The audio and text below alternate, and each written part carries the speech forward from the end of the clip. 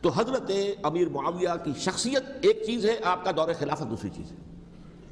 شخصیت کے اعتبار سے صحابی رسول ہیں، برادر نسبتی ہیں حضور کے صلی اللہ علیہ وسلم، اور پھر یہ